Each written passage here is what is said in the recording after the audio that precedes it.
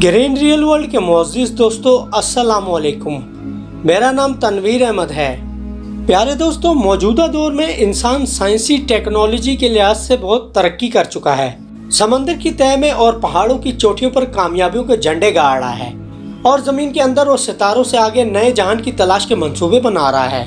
वैसे तो साइंस ने इंसान के सामने कायनात के हक़ाइक़ खोल कर रख दिए हैं, लेकिन हमारे इर्द गिर्द अब भी बहुत से ऐसे राज पोशीदा हैं जिनसे आज तक पर्दा नहीं उठाया जा सका।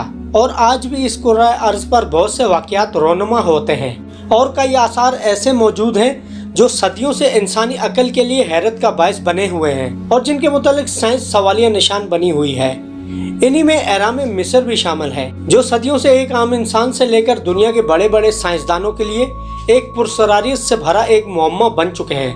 आज की इस वीडियो में हम नई साइंसी तहकीक की नज़र में ये जानने की कोशिश करेंगे कि ये एहराम कितने पुराने हैं और क्या वाकई ये जिन्नात ने तामीर किए थे या इनको किसी टेक्नोलॉजी की मदद से बनाया गया था। जबकि मज़ीद ये भी जानेंगे कि जब साइंसदानों ने इनके अंदर झांकने की कोशिश की तो इनके साथ क्या हुआ। लेकिन वीडियो में आगे बढ़ने से पहले आपसे गुजारिश है कि अगर अभी तक आपने हमारे चैनल को सब्सक्राइब नहीं किया तो काइंडली सब्सक्राइब करके बेल आइकन को भी प्रेस कर दें, ताकि इसी तरह की मजीद दिलचस्प वीडियोस का नोटिफिकेशन सबसे पहले आपको मिलता रहे। मोअज़्ज़िज़ दोस्तों, अपनी अजीबोगरीब साख्त और हैरत अंगेज खुसूसियात और पुरसरारियत के सबब आसार कदीमा से दिलचस्पी रखने वालों के लिए एहराम मिस्र कशिश और तजस्सुस का बायस है, क्योंकि बड़े बड़े पत्थरों को इस कदर बुलंदी पर जुड़े हुए देखकर हर कोई कदीम मिस्री तहजीब के कारीगरों को दाद दिए बिना नहीं रह सकता। इन्हें देखते ही ज़हन में सबसे पहले ये सवाल उठता है कि आखिर इस नादर और अजूबादार इमारत को क्यों और किस तरह तामीर किया गया। इसी सवाल के जवाब को जानने के लिए सदियों से रिसर्च जारी है और इसके नतीजे में साइंसदानों, आर्कियोलॉजिस्ट, फलसफियों और मावराई उलूम के माहिरीन ने एहराम मिस्र की तामीर के मकसद के बारे में गुज़िश्ता 200 सालों से बहुत कुछ लिखा है, मगर आज भी इन एहरामों से मुतल्लिक बहुत से सवालात जवाब तलब हैं। बाज़ माहिरीन ने इन एहरामों को जिन्हें फ़िरौनों के मकबरे करार दिए हैं, लेकिन बाज़ मुहक्किकीन का ख्याल है कि एहराम कदीम उलूम के मुहाफिज हैं और इंतहाई हौलनाक तबाही और तूफ़ानों के ख़तरे के पेश नज़र कदीम मिस्रियों ने अपनी किताबी और इजादात एहरामों के खुफिया कमरों में महफूज कर ली थी ताकि इन्हें महफूज रख सकें। दोस्तों, कुछ साइंसदानों का ख्याल है कि इन एहरामों को खलाई मखलूक ने तामीर किया है ताकि वो दूसरे सैयारों से रब्ता कायम कर सकें, जबकि बाज़ माहिरीन के मुताबिक एहराम ज़लज़लों को रोकने का काम करते हैं। और चंद मशहूर साइंसदानों का ये भी ख्याल है कि एहराम दरअसल एक पावर प्लांट है जिसे कदीम अदवार की तरक्की याफ्ता कौमें तवानाई के हसूल के लिए इस्तेमाल करती थी, लेकिन ये तवानाई शमसी थी या क्रिस्टल एनर्जी। इस हवाले से तहकीकात भी जारी हैं। दोस्तों, ये याद रहे कि इन एहरामों के बारे में सबसे पहले जिक्र हमें यूनानी तारीखदान हेरोडाटस करते हुए नजर आता है, जिन्होंने तकरीबन 450 साल कबले मसीह में मिस्र में कदम रखे और वहाँ के लोगों को बतौर गाइड साथ लेकर एहरामों का मुआयना किया और गाइड्स के इल्म के मुताबिक इसने अपनी किताब लिखी। हेरोडाटस के मुताबिक तकरीबन 1 लाख मजदूरों और कारीगरों ने मिलकर 20 साल के अरसे में एहराम की तामीर मुकम्मल कर दी थी और यहाँ हर वक्त 20,000 मजदूर काम करते रहते थे, जबकि हर घंटे में 2 से 3 पत्थर लगाए जाते थे। और इसी तरह तकरीबन 30 लाख पत्थरों से एहराम की तामीर मुआरज़े वजूद में आई। दोस्तों, एहराम से मुतालिक अहमद रज़ा खान बरेलवी का नुक्ता नज़र ये है कि एहराम का बनना सब जिन्नात की कारस्तानी है। अगर देखा जाए तो ये सवाल उठता है कि जिन्नात जैसी कौम को इतनी बड़ी तामीर करने की ज़रूरत क्यों पड़ी, वो भी इंसानों से पहले। फिर इसके बाद इनकी ऐसी कोई तामीर नज़र नहीं आती जिसके बारे में कहा जा सके कि ये जिन्नात ने बनाई है। खलीफा मामूनुर रशीद के बारे में कहा जाता है कि इस्लामी दुनिया के वो वाहिद बादशाह थे जिनको इल्मी और तख्लीकाती काम का शौक था। इस वक्त मिस्र इस्लामी दुनिया के सामने सरनिगूं हो चुका था, जबकि खलीफा को कुछ अजीबोगरीब इमारतों का पता चला और साथ में ये भी कि इसमें मिस्री बादशाहों को अपने खजानों के साथ दफनाया गया है। लिहाजा मामूनुर रशीद अपने सैकड़ों तख्लीकारों को लेकर निकला और आजकल जहां अबुल होल का मुजस्मा है, जो कि इस वक्त मिट्टी में दब चुका था, इसके ऊपर पड़ाव डाला।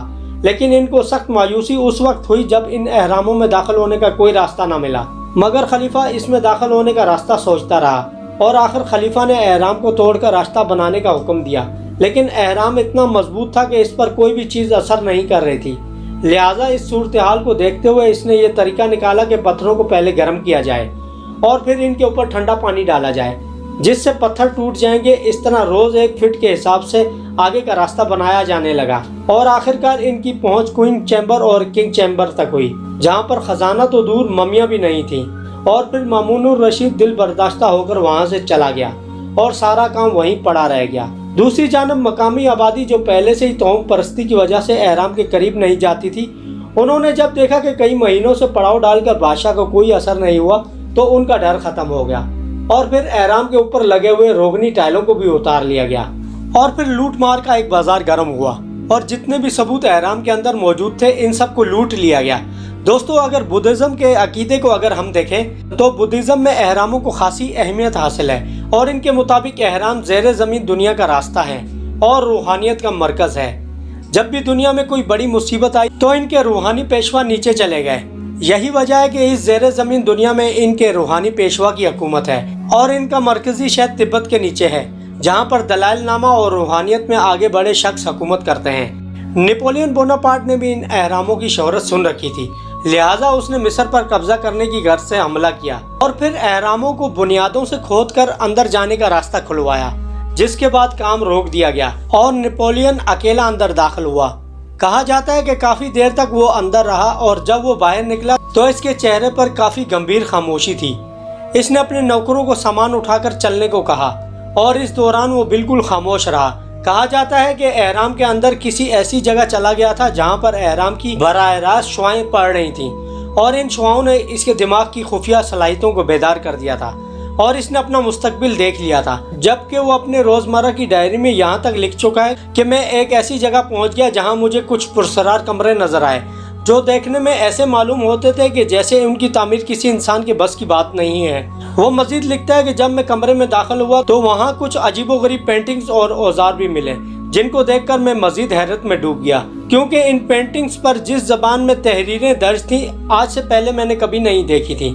मोअज़्ज़िज़ दोस्तों, इनकी तामीर से मुतल्लिक एक आम तस्वर जो लोगों के जहनों में पाया जाता है वो ये है कि इसकी तामीर 5000 साल कबल मसीह फ़िरौनों के दौर में हुई और 1 लाख से ज़्यादा मजदूर दरख्तों के रो पर बड़े बड़े पत्थर रखकर रस्सियों की मदद से खींचते हुए यहाँ तक लाए। मगर इस तस्वर को मानने में बाज़ लोग इनकारी भी हैं। इनका कहना है कि ये गजा के एहराम की तामीर में 30 लाख के करीब ग्रेनाइट के पत्थर इस्तेमाल हुए हैं और एक पत्थर का वजन 3.6 टन से लेकर 10 टन तक हो सकता है। इन ग्रेनाइट पत्थरों को बगैर किसी स्टील लेस या लेजर टेक्नोलॉजी की मदद के बगैर काटना नामुमकिन है और पत्थर की सतह इतनी चिकनी है जैसे चांदी का वर्क। अगर आज की जदीद तरीन मशीनरी के जरिए सैकड़ों मील दूर से पहाड़ों से ग्रेनाइट के पत्थरों को लाकर इसके बाद काट कर 10 पत्थर फी दिन के हिसाब से भी लगाए जाएं तो मुकम्मल एहराम की तामीर में 385 साल लगेंगे। और ये भी जाहिर है कि किसी एक फ़िरौन की उम्र भी इतनी नहीं थी कि वो महज अपने मकबरे की तामीर अपनी मौत से 385 साल कबल शुरू करवा सके। और आखिर में दोस्तों, जाते जाते आपको दिलचस्प हकीकत बताता चलूँ कि मिस्र के 3 बड़े एहरामों में से एक्स-रेज नहीं गुजरती, जबकि वहाँ मौजूद बाकी तमाम एहरामों में से एक्स-रेज गुजर जाती हैं और इसके अंदर की तमाम हकीकत सामने खोल कर रख देती हैं। प्यारे दोस्तों, ये थी आज की वीडियो। उम्मीद है आपको वीडियो ज़रूर पसंद आई होगी। वीडियो पसंद आने की सूरत में इसे लाइक करते हुए हमारे चैनल ग्रीन रियल वर्ल्ड को ज़रूर सब्सक्राइब कीजिएगा और साथ में लगे बेल आइकन को भी प्रेस कर दीजिएगा ताकि इसी तरह की मज़ीद दिलचस्प वीडियोस का नोटिफिकेशन आपको सबसे पहले मिलता रहे। अगर ज़िंदगी ने वफा की तो अगली वीडियो में आपसे ज़रूर मुलाकात होगी। अपना बहुत सारा ख्याल रखिएगा। अल्लाह हाफिज़।